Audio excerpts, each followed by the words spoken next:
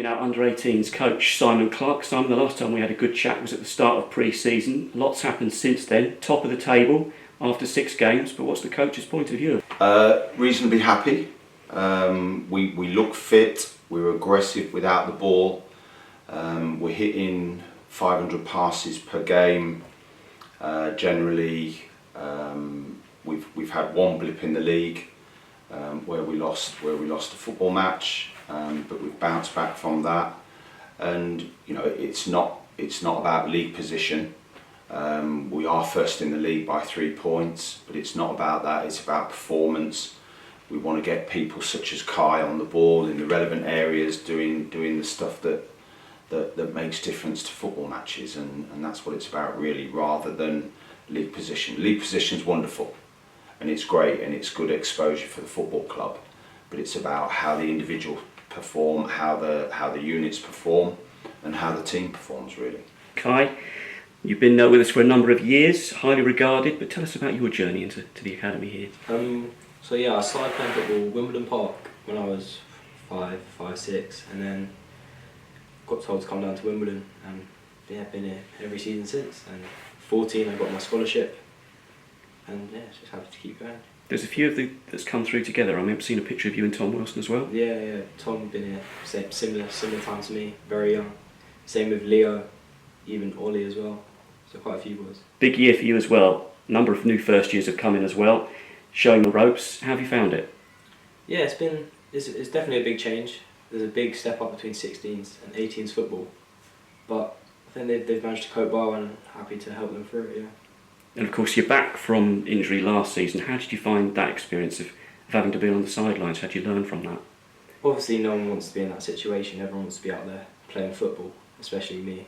I love playing my football, but some things you can't change. So I think just working hard in the gym to make sure when I come back I stay fit and manage to keep pushing on. And I think a lot of our fans will remember the name from the team sheet at Stamford Bridge. Of course, you look across the other subs bench, you see a couple of other players worth over £200 million on there. It's your first involvement with our first team. Tell us about that whole experience. That's incredible. Yes, it's crazy. My whole family have been Chelsea fans. I grew up a Chelsea fan, and I still watch them every week. So looking over and seeing the people I used to idolise and still do idolise, it was a good experience. But yeah, just happy to be involved. What was it like being in the first team dressing room now? I mean, the build up to it. Any nerves at all? Did you block that out? At the start, maybe a few nerves, but once I'm at the game, I'm in the zone. Then it's not something I have to worry about. Simon, it's brilliant. I mean, I remember being up in the canteen at the time when you said, "Not you, Kai. You're off with the first team," and all the academy lads gave him a round of applause. But it just goes to show, if you apply yourself, you work hard, there is that pathway through to the first team.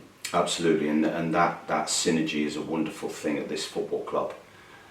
Kai had a tough year last year with injury, but he kept coming in, he kept positive, and the biggest thing that he loves the game, he loves to get on the ball, he wants to play forward, he wants to create, but that's all underpinned by how hard he works, how he listens to the little coaching points that we try and put into him, the little differences and the little changes.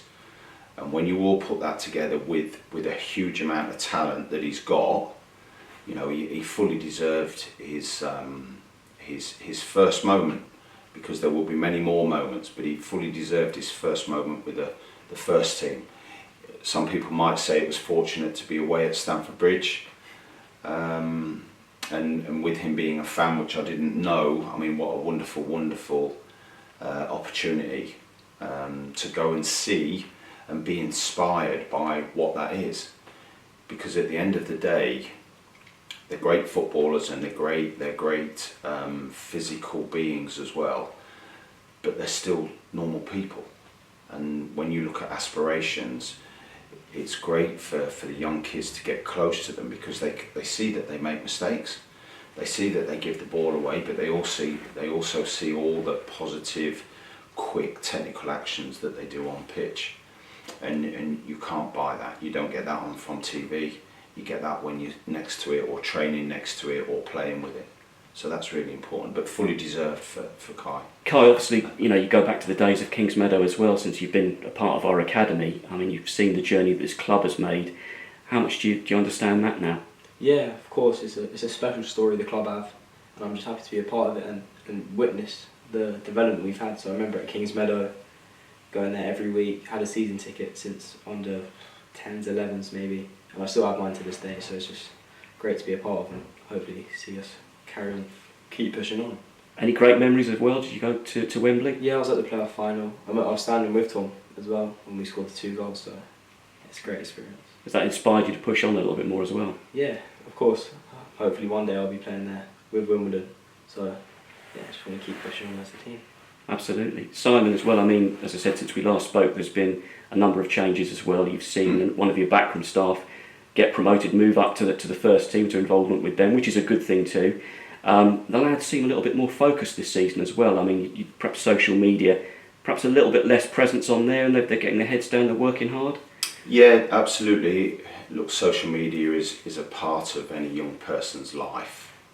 I'm always trying to talk to the lads and put sort of the information into them, what makes their career work, what makes their progression definitive, and that's probably not what you post on social media. That's how you work, that's how consistent you are in your work, that's how you push with your max fees, that's how you get your positioning right on pitch. All those kind of things are far more important. I know social media now is massive, isn't it? And we need that as a football club for our brand. But we're not here to make media people. We're here to make footballers, and all their work is done. All their most important, relevant work is done on a football pitch. All their learning is done on a football pitch. You can watch football, and that helps. But without doing it on the training ground, it means nothing.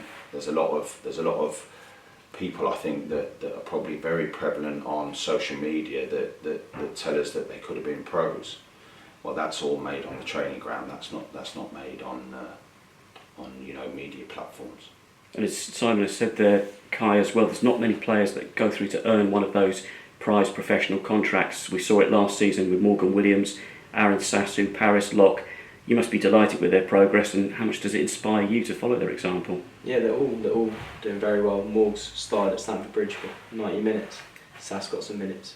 P didn't, but he's now on loan step 2 and he's performing well. Man of the match, I think he got, or something like that. So he's doing well. And of course, I want to follow in their footsteps, get a professional contract, and have an impact on the team. I think what it shows, as we was talking earlier, Rob, is that Morgan, as an 18-year-old who is 3 months into his professional contract, 12 months ago was in the same position as Kai. Yeah. And at this wonderful football club, there's a great synergy between the pros and the 18s. We train next to them, we work next to them. They're always not dragging, that's the wrong word. They're always taking our players. Obviously, that's on the back of performances. And that's a wonderful thing too. So it's a very, very focused together football club. How have you found that, Kai, as well? You look across the first team pitch, you get called across at times and you get thrown in there. How have you found that experience? Yeah, the first few times you go up, maybe a little bit nervous, but they're good lads, they welcome you in, and as long as you're performing, they'll have no problems with you and you keep getting opportunities. Good stuff. And of course as well, I mean, I come in on Fridays, to do the first team interviews and building up to those games. But I see you guys working away as well on your studies on a Friday. We've got the long-serving Stuart Page in as well. Often tells me stories about chasing the likes of Ayu Basal down the street for his homework. What's it been like for you? I mean, in terms of that, how important is it for your studies in terms of this time? What's your kind of week like dealing with that? Yeah, we do education 3 times a week, a Monday, a Wednesday and a Friday. 2 of the days are at Southfields, and then on the Friday obviously we're with Pagey. And of course education is important because football's a short career, you need to have options after, and no one's promised a professional contract, so if you don't earn that you need a backup. And so of course education needs to be part of your priorities. Simon as well is a very good chef that Pagey is. He does keep them in order on a Friday, doesn't he? He does, he's a wonderful chef. Well, his good lady's a wonderful chef. That's true. He's a carrier. Yes. But no, Page he's great with the lads. Again, as Kai said, it's really important that we have their focus, the players focus on their education, and we'll never come away from that here. We want them to be educated. We want them all to be pros, every single one of them. I think the reality is that isn't going to happen. So those next steps and those having that educational armoury for when you're going into a real world or you're going into another club, I think is a good thing. Of course, as well, finally, Simon, it's that time of the year where the spotlight starts to intensify that little bit more. It's a year-round job, but obviously there's that little bit more when the FA Youth Cup comes along. The supporters get engaged with it. They like to come to Plough Lane to see the games as well. How are we building up to that and the other competitions that we're progressing in? No, we were tremendously lucky last year, Rob, where we played 4 home games at Plough Lane, and obviously we took Leeds, and should have beat Leeds, took them to extra time. We're in the Premier League Cup for the first time this year, so we've already played Charlton. We're playing Watford and QPR in that cup, so that will be a wonderful test for us, and we want to pitch ourselves against those clubs, as well as having our week in, week out performances at Youth Alliance League, and that's really important because that is the guy's bread and butter. And I've spoke with this young man when he's come back from the pros, you know, until he goes out on loan, and he will go out on loan.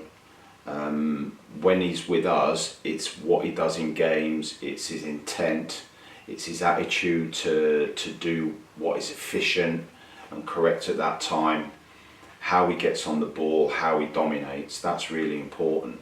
So we're building up to Youth Cup. We're in a good place in the league. We've had a couple of blips in the Youth Alliance Cup, which means we're not in that anymore. But you know, we really want to do well in the league this year. Having finished second last year, we want to go one better. And we've got Luton this weekend, which obviously they're the reigning champions. So that'll be an interesting one for us. Absolutely. Kai, obviously last season as well, unfortunately you were injured at the time, but you were still part of the group. You were around there, those special nights at Plough Lane. How much do you want to experience that perhaps this season?